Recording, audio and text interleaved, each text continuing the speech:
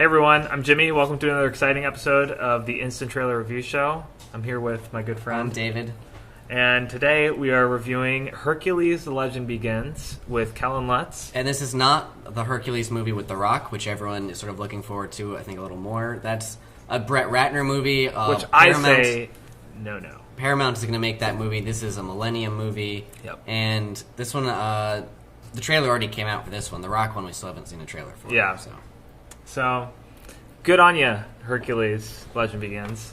Getting out first. It's a big part of it. So let's just dive in. So yeah, this is like the first time we're seeing Hercules in a while. I don't think. Yeah, I mean, there was the Disney Hercules in '97. Yeah. There was also the Ryan Gosling starring TV show Young Hercules. Oh my god. There's also the Kevin Sorbo TV show Hercules, which I think are related. There's also a Disney TV show based off the cartoon movie of Hercules. So we have right away. It looks a lot like 300. It does. They're definitely going for like 300, Troy, maybe Game of Thrones. I think Immortals, it's more Sorting like Sandals. Spartacus, which is fitting considering that Joel McIntyre, who plays Spartacus in the TV show, is also in this as well. So we have some. So he's typecast. Yeah, so he's typecast. But hey, if you're going to be typecast as something, it's not bad to be like totally ripped and kicking ass all the time. So anyway, so we're in Greece, and then if we go back a moment, this dude is wearing a lion. That's a pretty common thing in the Hercules myths, I think, is someone who killed a lion and all the. But he's just straight up wearing a lion's head. I know. Those poor animals. That's pretty intense. But that's not Hercules, though. Usually Hercules is the one who wears the lion's head. Yeah, exactly. So maybe this guy's going to get is marked for death, and Hercules is going to take on that lion. I don't know. You never know. But anyway, so there's a little bit of drama going on. Now that's Hercules. Here's our first shot of Mr. Lutz. Now Kellan Lutz comes from the Twilight world. I'm a little confused why he's the lead of this movie, only because he's not that big of a star, and there's a lot of people they could have chose from. So maybe it was budget reasons. I mean, it's got a $70 million budget. It's not like... I wonder how much was spent on what, though? I think a lot of it went into the effects, to be honest, and the sets and the props and production. Also, fun fact, they shot this movie in Bulgaria. So that's a little cheesy. One man chose to follow... Let's go back there. One man dared to follow his heart. Now, I don't like that. I don't get it. But look at him. He's on a horse. I guess he's following his heart. Look at those veins, man. He is Hercules. He's a demigod. I think it would have been better if you're like an adventure. No, let's talk about the director. The same director did Die Hard 2. His name is Rennie Harlan. Yeah, Rennie Harlan. He Harlan. did some Burn Notice episodes. He also did Cliffhanger. He did Die Hard 2. I mean, Die Hard 2 is a pretty good action movie. So I think we can expect at least some good action. I think he knows how to choreograph a good fight or two. So that's the woman he's in love with, as we can tell by this sexy kiss that's about to come up. Kissing. Do you want to talk about the kiss anymore? No, I think there's a lot of that going to be in the movie. A lot of kissing? Yeah. Do you think this is going to be more action or more like Game of Thrones? Like, I think it's going to be a lot of social commentary. No, I'm kidding. It's going to be action.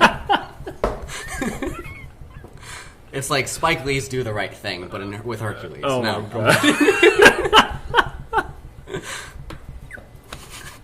All right, continuing on. Moving on. Oh, man, that would be great. You should write that. All right, so we have a lot of this right now is showing us every staple from the Sword and Sandal. We got like the king who seems a little mad. We have the I stand before you kneeling, all these kind of classic tropes. I mean, Game of Thrones is like one of the most popular things in culture right now. And I definitely this movie's been playing on that a lot. Oh yeah, it's definitely playing to I think people's interest in that world, in that time period, whether it's historically accurate or more fantasy based. But anyway, so Hercules is going to get shipped off to Egypt, and he's not really stoked about it. He seems kind of bummed. So we have more 300 fighting. It's pretty green screen.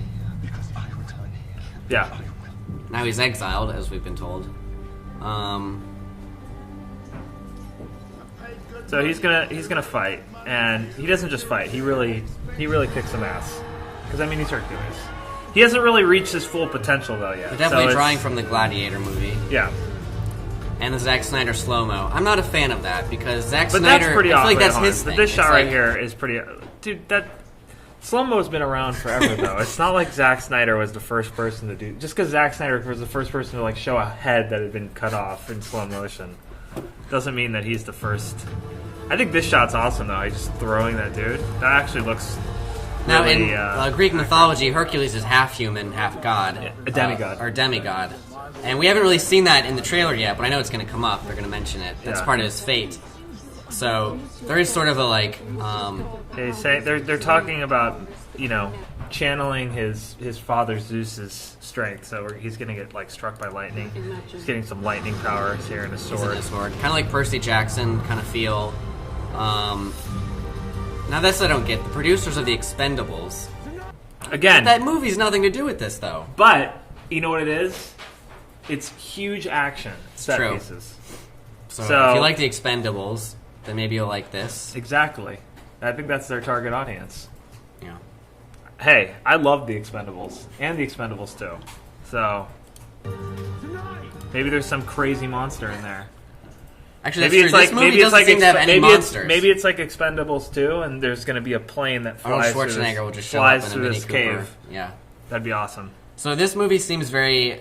They don't seem to be showing any gods or any monsters, and this is another Braveheart like inspirational speech that we can say at soccer games, and then go and fight.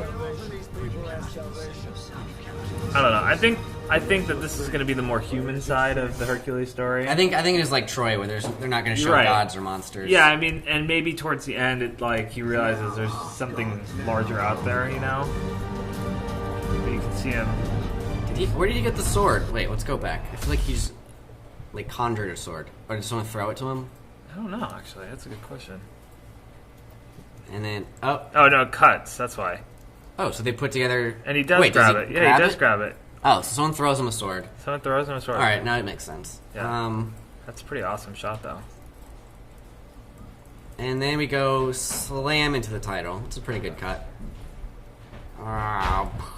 Hercules. The Legend Begins, which that means they want a franchise. Oh yeah. And it's in real 3D and digital 3D. But I mean, it's Summit and Millennium.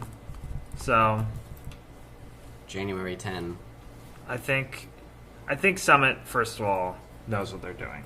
Because they have Kellan Lutz, who's from Twilight. It's true. They're going to get a lot of women in the audience. They can put this in the audience. This is cool. I was like pulling all that stuff down. No, I think also going back to his Hercules body. He said that he wanted to get like huge, like Man of Steel huge. No, bigger, oh like wider, and just like really bulk up. But the director said, no, keep your. Well, you need to be able to wield a sword. Yeah. As a fun fact about Conan, the movie with Arnold Schwarzenegger, he actually got too big and couldn't wield a sword. How could he not wield it? Well, because his biceps were like basketballs, and he couldn't move the sword. At least that's what I read once. Like he was just like there was like a blind spot in his swing. Yeah, that's you got to be flexible for gladiator fights, I guess. That's true. Because if you think about it, like all the big guys in those gladiator movies, they're too slow. You need someone who's like nimble. But Hercules has God strength, so he can do some. So I guess if you're a fan of Troy, Game of Thrones, Gladiator, Braveheart, 300, Immortals, or Die Hard 2, or Twilight, or The Expendables, Burn Notice, or Spike Lee's Do the Right Thing, I guess this movie's gonna be for you. So check it out when it comes out, I guess. Yeah, I mean, I'm a little doubtful, but I'll say somewhat curious to see it. I'll definitely watch the movie, maybe on like VOD. I don't know if it'll be interesting to see how this compares to The Rock's version. The same way that Deep Impact and Armageddon came out around the same time. It's just I love how Hollywood keeps doing this. Or Ants and A Bug's Life. You really get an apples to apples comparison, so it's cool. So anyway, let us know, what do you think of Hercules? The Legend Legend Begins, not continues. It'll continue in the next one. It'll continue, yeah. So let us know what you thought. Comment below and be sure to subscribe and stay tuned for more trailer reviews. But for Movie Clips, I'm Jimmy. And I'm David. Thanks for watching.